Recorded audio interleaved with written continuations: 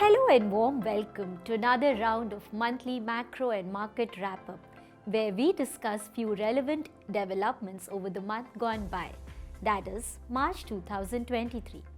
Our listeners must have noticed that in the recent months, a large part of our discussions centers around global developments. It's because global macro is a key source of risk to our Indian markets today. Volatility in global financial markets grabbed the headlines last month, owing to banking sector issues in the US and the Europe. Concerns about financial stability risks triggered by the failure of Silicon Valley Bank and Signature Bank, and finally leading up to the forced merger of Credit Suisse with UBS convulsed the financial market during the last month. A rapid tightening of monetary policy over the last 12 months that followed a long period of extraordinary loose monetary settings were bound to throw up hidden fault lines in the financial system.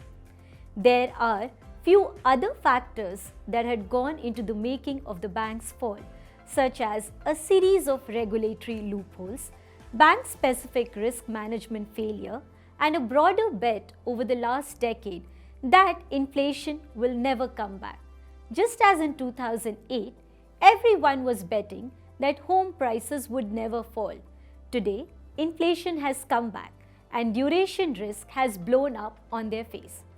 To address the banking issue, financial sector regulators in the US were quick to backstop deposit holders and prevent further contagion. Banking sector concerns have interest rate markets pricing an abrupt end to the hiking cycle and a substantial probability of policy rate cuts. If history is any guide, few instances aside, one being 2008 GFC crisis, financial stability concerns often interrupt the hiking cycles but do not always end them.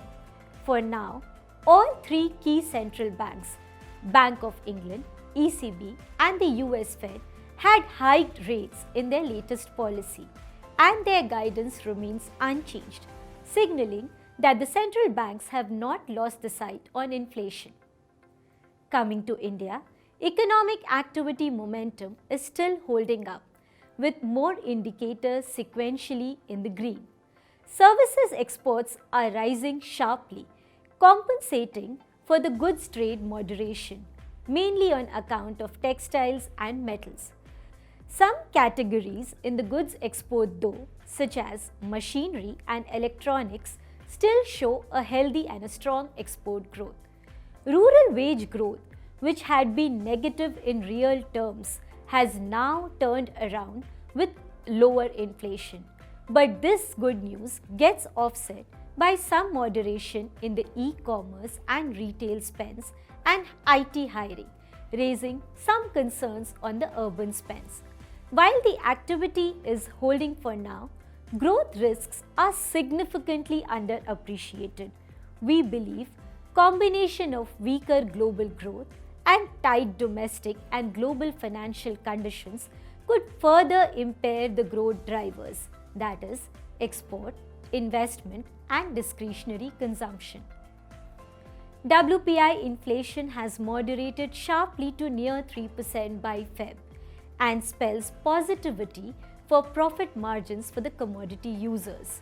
The receding input cost pressures should lead to a significant cool-off in the fuel and core inflation in India, though we still stay a little concerned on the food inflation for now.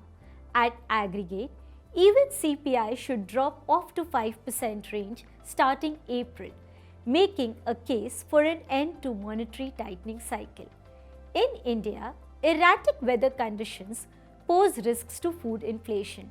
El Nino conditions are evolving, and there's a fair chance that these conditions will intensify during July to August 2023, that is peak monsoon season. But for now, some other weather parameters favor normal monsoon. At this stage, we price only a marginally higher food inflation. Contained commodity costs and rising services receipts has reduced the concerns around current account deficit.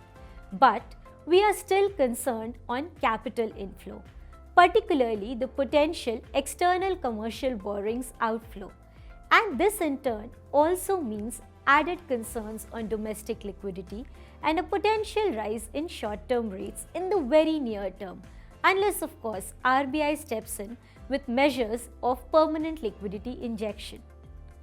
Nifty has given up all of its outperformance over the US S&P from 2022 in USD terms due to its recent specific event and reopening of China, creating other options for EM investors. Sectorally, the texture of the market has been broadly defensive in 2023.